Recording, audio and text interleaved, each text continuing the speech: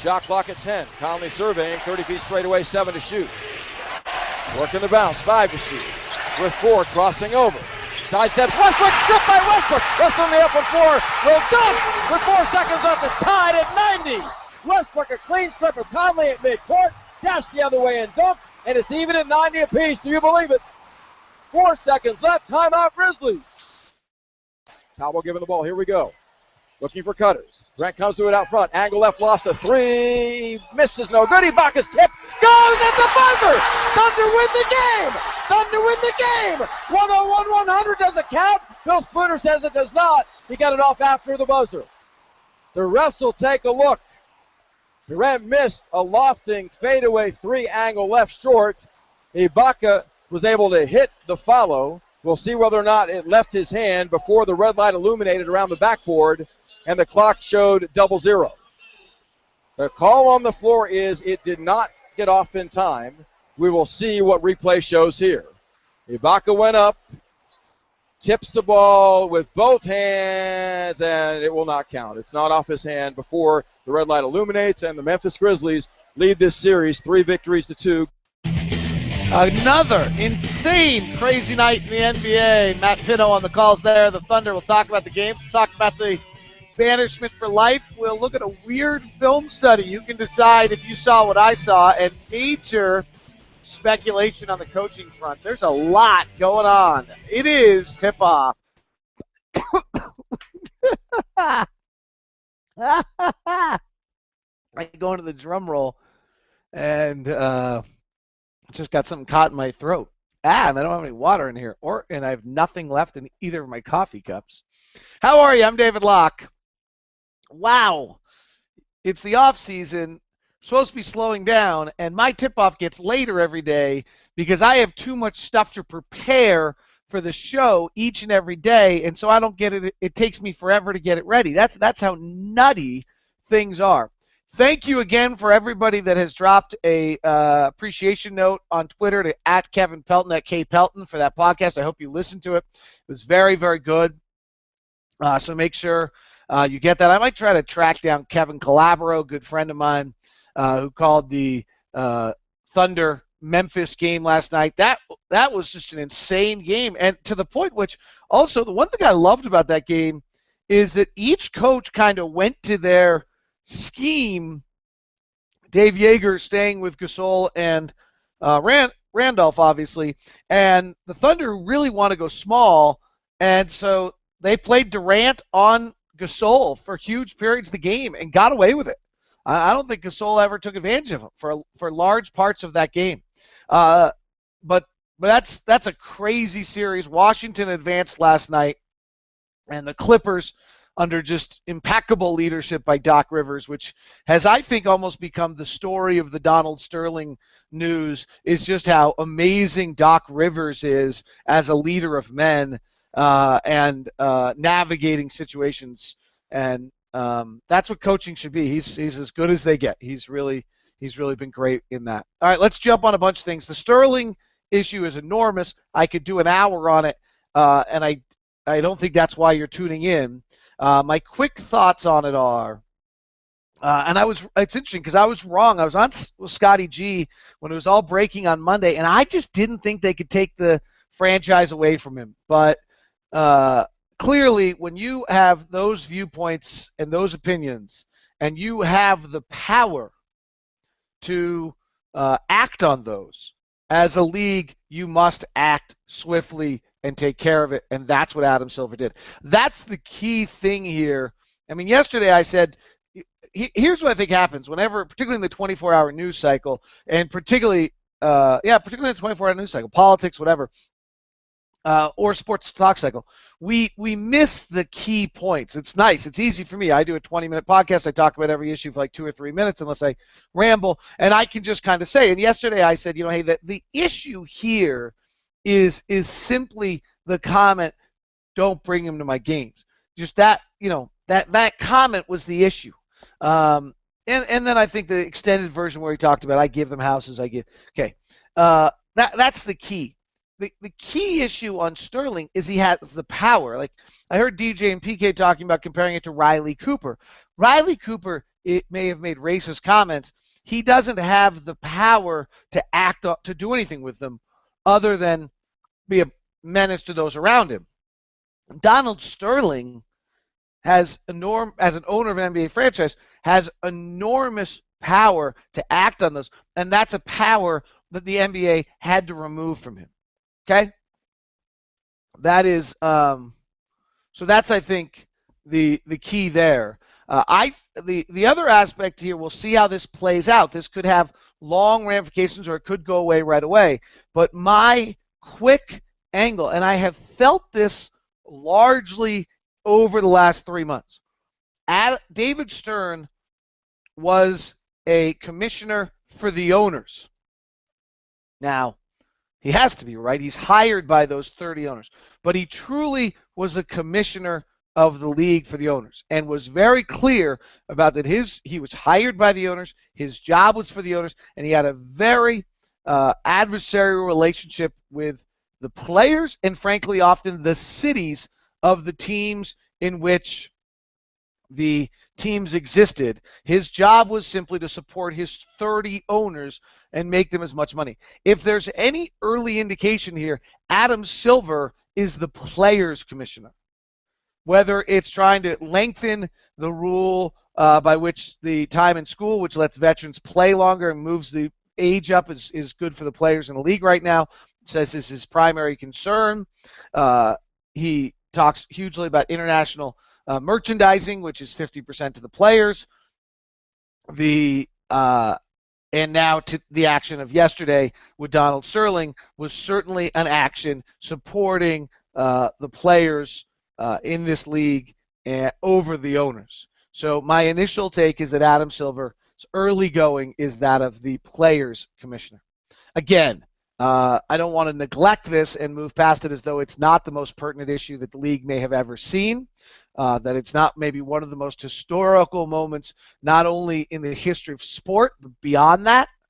It was an enormous moment. I sat down after it was over and was trying to really understand what had just happened, and I'm not sure I have a complete grasp of it. But it's a major, I don't know if it'll go in the history books because it's sports, but it's an incredible moment in where positively in where things are heading. So I don't want to mix it. Let's go to on the floor to basketball. Crazy things are happening. Memphis is up 20 in Oklahoma City. The night before, Atlanta is up 20 in a Game 5 in Indiana. Maybe even up 30. Like, how is this happening? How is it happening that major powers, Oklahoma City, Indiana, Game 5s at home, everything on the line, not only are losing, but are down 20 and 30 at times? It's beyond me. I talked about, as the playoffs began, that the concern using the Locke offensive ranking, which, I made it. I really, really believe in it quite strongly, on whether you look at the roster buildup of a team and can see whether or not what its chances of, and what its chances are and what it can do. And one of the things I talked about was that other than Durant, Ibaka, and Westbrook, and I probably could pull this back up for you, is that the Thunder don't have players that use possessions above the league average, which makes the burden on those players even more severe than they would be otherwise. I mean, it's really an incredible burden on those three guys to carry the load. And if any of them are slightly off, then you absolutely are going to see it. Here, I can pull this up and share this with you again. Give me one moment. I'm going to do it right now, and then I will share it with you. I need to just do one or two filters here. I need to clear a filter is really what I need to do. So let me pull up OKC, and I'll screen share it with you on the Locke offensive ranking, because I don't actually assume that all of you watched it earlier this year. Okay, so let me screen share with you. And don't worry, for those on audio, this one I can easily show. But this is the Locke offensive ranking. And you can see Kevin Durant's unbelievable, and Serge Ibaka's at 19, and Nick Collison is at 13, Westbrook's at 19. So the concept here, 10 is the league average. But if we move over to cringe and grin,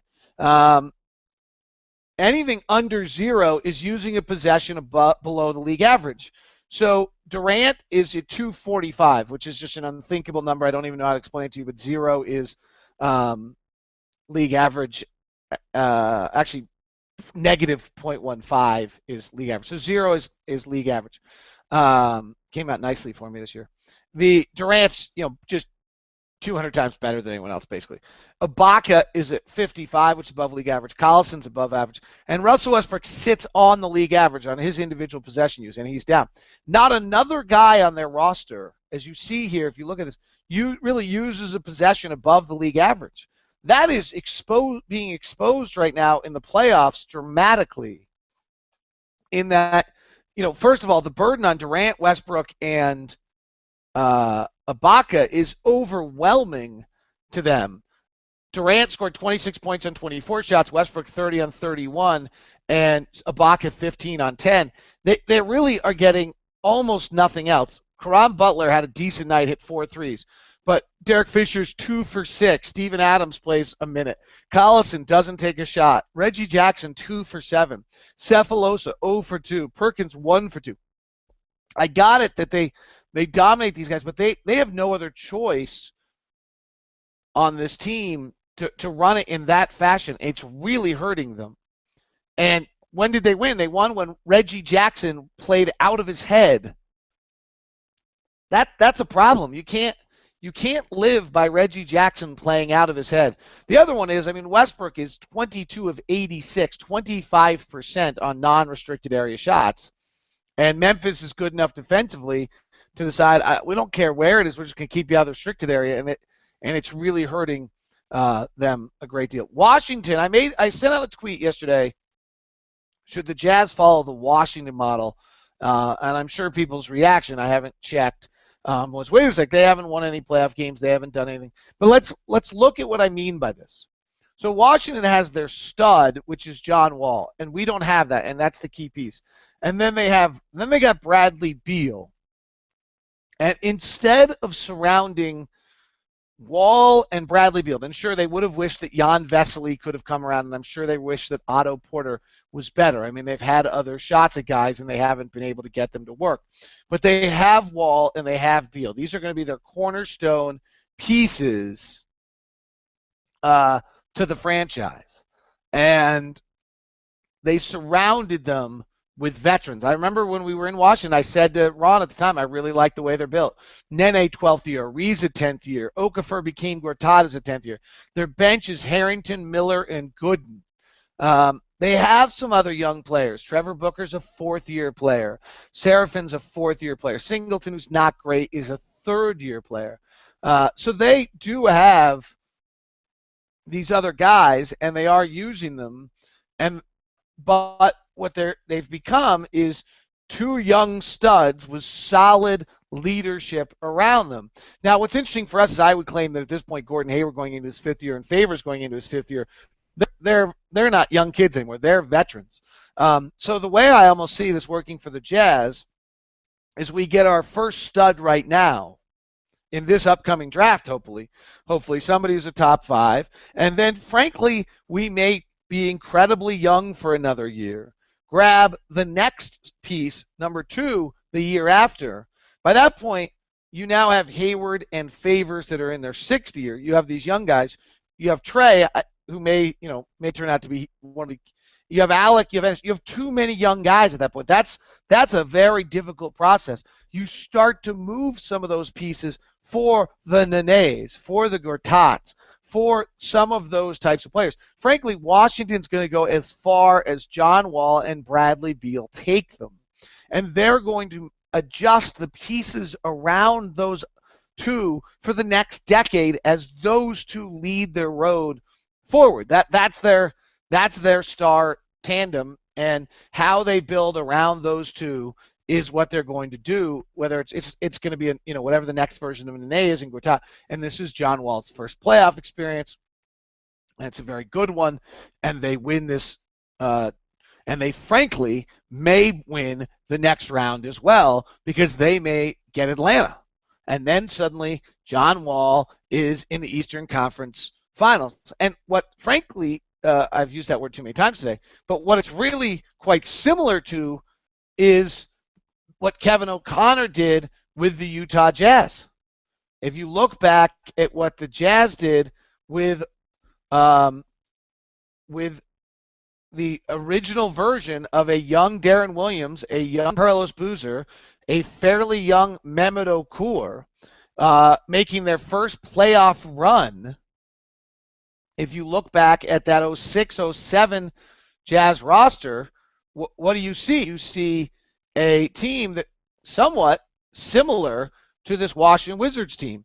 You have a 10-year veteran in Derek Favors. You had an 8-year veteran in Matt Harpring. And then you had a lot of really young pieces. They were younger. But you have Memo in his 4th. You have Karolinko in his 5th. You have Darren that year, I think, was in his 2nd year as an NBA player. Millsap was a rookie. And Boozer was in his 4th year. It's somewhat similar to where Washington is. And then, frankly, we were going to go as far as Boozer and Darren took us.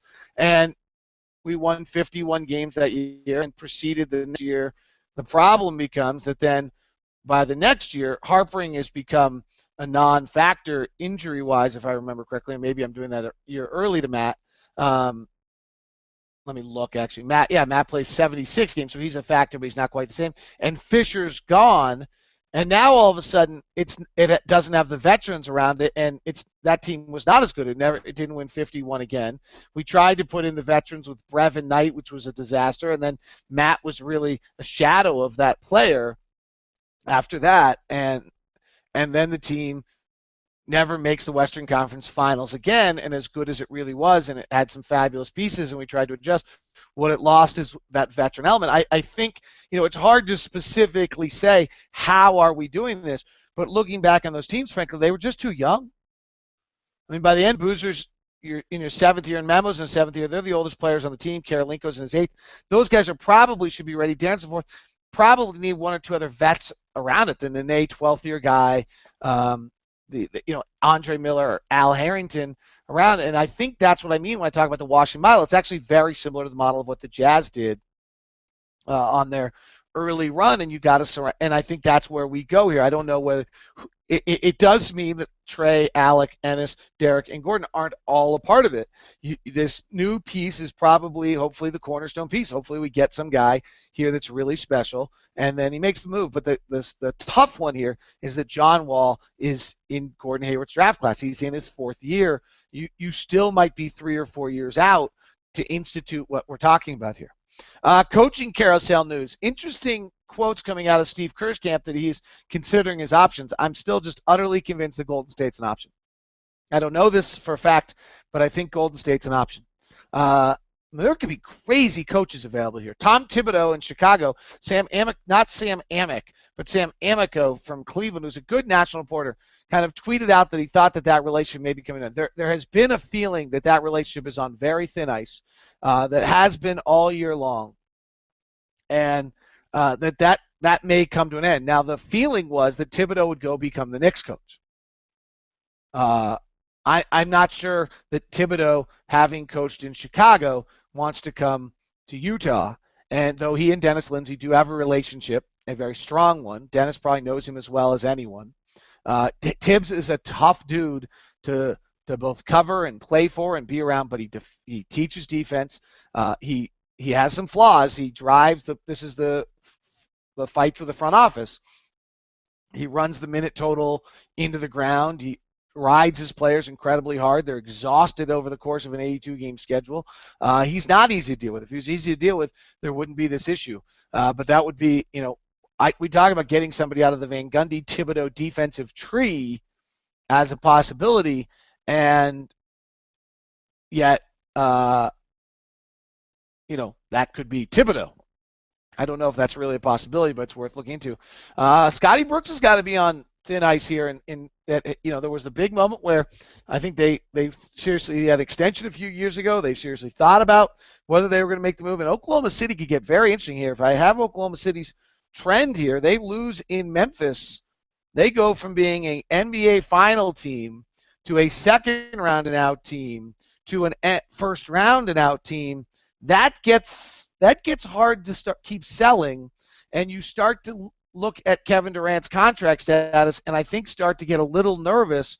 And so it really comes down to Durant, who I will show you on video was strangely disengaged to me defensively last night.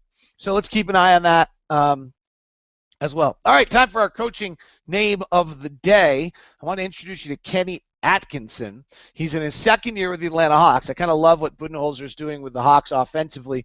We looked at Quinn Snyder on their staff. But what about Kenny Atkinson? He's young. He's in his 40s. He was interviewed for the Philadelphia 76er job. He was hired by Danny Ferry, who's a Spurs guy, so you think he might be on the list of guys. Here's his background. He went to Richmond and played in Europe from 91 to 2004. He was the coach of the Republic of Georgia's team. He was in Houston in 2007, 2008 as their director of player development, and that's where he is kind of known best, is a player development guy. He was on Mike D'Antoni's staff in New York, then held over as well for Mike Woodson's staff before spending a year in Atlanta on Larry Drew's staff, and now a year in Atlanta for Mike Budenholzer. His 2007, 2008 time in Houston does not crossover with Dennis, but he's got some of those ties to a similar group. So I would keep an eye on this. I think it's an unknown name in Kenny Atkinson, but I wouldn't be surprised if we don't see that name circling around. I expect this search for the Jazz to be very lengthy unless there's a name that just ends it immediately. So that could be anyone from, I guess, the names we just talked about. I think Steve Kerr's out the window. I think he's either Golden State or New York, and we miss on that. I guess a Thibodeau, maybe if you believe in a Vogel or a Brooks. I'm trying to think if there's anyone else who I would think would just end the search. I guess we probably fall back into the Stockton element at that point. But back to Atkinson is my point is I think this becomes a long search for a lot of guys, and guys like Kenny Atkinson circle around and become a part of it. When you just those kind of tie-ins, and if you like him. D'Antoni said it's great for Atlanta when they hired him. He's done a great job with the players and in development. He's a great knowledge of the game. Would be good on any staff. He's a Long Island native, has a reputation among team executive coaches and players as tireless, energetic worker, as well as an elite coach in the area of player development. And that's what I was going to say is I think that once we get by that initial group, we're really then looking at player development guys. That's the number one thing that makes the Spurs different. I think that's the number one thing as well that changes about the Jazz structure, and when you look at this team and where we're going, the player development thing is going to be huge. And so I think that that's where a guy like Kenny Atkinson could become a coach of this team, and you're going to see that. Atkinson was asked about his philosophy. He said, my foundation as a coach is more from an international standpoint. That's where I learned to coach. That's where a big emphasis on skill work and shooting, on up-tempo and an open style that's predicated on good skills. What's interesting about Atkinson is I would think of him much more with his background, and I don't know, as an offensive coach. His 07-08 years of player development in Houston is, I believe, Adelman is the head coach, who's an offensive coach. His 4 years with the Knicks are D'Antoni. His international structure is an offensive game. And now you have him working with both Larry Drew in Atlanta and Budenholzer. Maybe he's picked up defensive structure, but this is much more of what I would say is an offensive coach. All right. I know this is getting long. There's a lot of stuff today. So let's go to film study. Sorry, I got to pull up a bunch of pages. Hope you're doing well. I have not. I always check to see if questions and answers before film study. Any questions today? From Scott. Do you think the Board of Governors will restrict the move of the Clippers franchise when and if it sells? Yes. I think they want two franchises in Los Angeles, and for the first time ever having strong ownership in Los Angeles for the Clippers, I think is something they'd be very interested in, particularly, frankly, with the questionable ownership right now of the Lakers. Sometimes people leave questions on our event page. Let me go back and check that. That, in fact, has happened. Is there a shorter shelf life from Taylor of defensive-minded coach Tibbs and Vogel, both potentially out after leading two of the best defensive teams? Defensive coaches take much more attention to detail and wearing players. Absolutely. Yep, no question. And then the real problem is what do you do after that on your next hire? Because then you don't want to go to a lighter coach because that ends up probably being a problem. All right, let's go to film study. You guys can decide. I'm going to bring up a bunch of plays where watching the game, I really thought Durant and Oklahoma City as a whole weren't very sharp defensively. The first one I'm going to show you is really Oklahoma City not being sharp defensively as a whole. And particularly in transition, which is unusual for them. When I started, and this is as if before. Durant and this is, I love you, Kevin, but I got to turn you down. And I saw this early and was taking notes while watching the game. I was on delay, but it's 32-30 right now. They end up 20 out of this, but you can see what's wrong here. Watch Udrich on this fast break just come down the lane and get an easy layup. Here he comes. Now, they just don't spate, and I'll back it up. He just gets an easy swirl reverse layup. Now, this is not on Durant. It's on a lot of guys. But one of the things is you got to build a wall defensively, and they're not getting back with a lot of intention. Udrich's guy is Reggie Jackson, who's kind of caught up here on Costa, does a nice job of getting in his way. Collison is trailing late, which is unusual. Miller is spotted out here. Let's keep playing it. So here comes Udrich through the middle. Durant, I don't know what he's doing. He's just kind of over here. I don't know who he's guarding. Collison gets caught here on Kuvas. Fisher has to pop. Fisher goes down with Miller, and Caron Butler has to pop up to Miller, and so Udrich just reads the left hand very easily. Why Reggie Jackson let him go left when he's left-handed, and then Collison's not a rim protector because they're small, and Durant kind of stayed up. I don't. That one's not as bad as some of the other things I'm going to show you, but that was not good, and I do think Durant was actually kind of the piece of that puzzle that helps out defensively. Again, these are high-level plays, but that's what you got to do in the playoffs. This is another transition opportunity. We'll back it up. Here it comes. Fast break. And Miller is wide open for three. How do you lead? And Nick Collison's the only guy that goes out to him. So how does this happen? Well, if you back it up, and it's hard because the way it's clipped, here we go. So they come out of traffic. Here's Durant right here. Okay? Durant is right here. The ball is here. Miller is here. Here we go. The ball's going over this side. Durant is behind the ball. There's nothing he can do with the ball here. Reggie Jackson is back. And he goes on the inside of Udrich to the ball, leaving Mike Miller wide open. I mean, that's just, I don't know, maybe I'm being too much of a nitpicker on what you got to do, but that's not good. Okay, these are three straight plays in this game. Here is, and I get this one's a little complicated because what you're asking Durant to do is to play freelance and not worry about Tony Allen because he can't really shoot. So where is Durant is up here on Allen. Allen has the ball. Keep your eyes over there. For those of you on audio, Allen reverses it up to Udrich. Udrich comes off a pick. They work to the corner. Durant now is playing down, just kind of sagging in the lane, which is fine, and double teaming Gasol to make that pass difficult. And then all of a sudden Durant looks around to find his man. He can't find him because Tony Allen's cut to the basket for an easy layup. I'll let you watch it in real time. For those of you on audio, stick with me for a second. We'll move to the next one. But if you're watching, Durant, he's on the ball. And then, I mean, this is just basic fundamentals. You can sag off. You got to know where your guy is. Oh.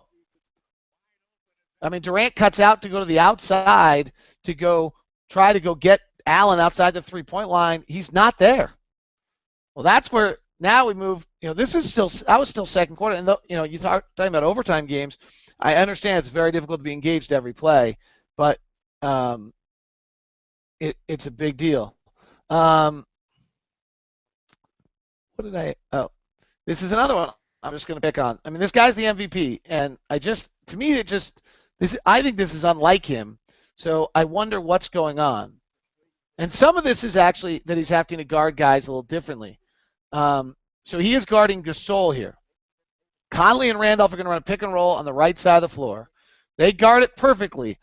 If you watch the video, Conley comes to the right corner. Perkins is on him, who's supposed to guard. Regular guy is Randolph. Cephalosha, I think, is the guy guarding Conley. Randolph is going to the post, so Ibaka has to leave Gasol. Actually, I take it back. Durant's job, by the way, is Courtney Lee out in the wing on this possession, I believe. Or it's Tayshaun Prince. Actually, it's probably Tayshaun Prince. But the point is that Ibaka goes down to Randolph. The next rotation is Durant rotates up to Gasol. If they're going to go to the corner, Westbrook goes back out on the corner to that guy. Durant does a little bit of nothing. They're in full rotation. They've got three guys guarding two. You're in full rotation. And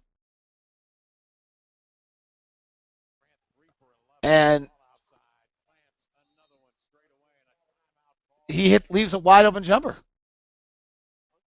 Watch it. Here it is in real time. Conley goes to the right. Now, it's guarded perfectly, but the next guy doesn't make the rotation unless they're leaving Gasol for that jumper. But I'm surprised by that because they have the rotation set up to get to the next guy and everybody gets back, and they were in full rotation. I don't know their scheme, so I may be wrong on that.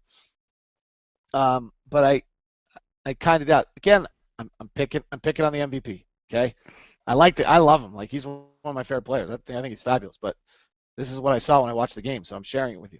Okay, again, this gets into this kind of crazy thing of that if KD doesn't really have to guard Tony Allen full time, but he's still got to stay fundamentally with him. And what happens here is Allen's on the baseline. Durant comes over the top of the screen. And Durant's playing very loose off him because he's not much of an offensive player. Here goes the shot. And Durant just doesn't go for the rebound. And Tony Allen tips it up and in. These are big. Now, this is when they're on their run. I mean, this is what jumped out to me. I'm watching this while they're on the run. These turn out to be huge plays. Here, just watch it real time. Durant kind of got an eye on him. Shot goes up. And Durant actually kind of bizarrely goes around Ibaka the other side. And Tony Allen just goes in. That's an easy two. To me, that's a disengaged play. And here is your next one, if I can find it. Again, I don't know their defensive structure on this, but it seems to me that something's not right here. I don't, again, let me say that. I don't know exactly what's going on, but on this one, it seems like there's all right, so Randolph brings up the front court. They're messed up a little bit, an early transition, which is kind of similar to what they were at this whole point. They weren't playing with a lot of energy. They were messed up in transition.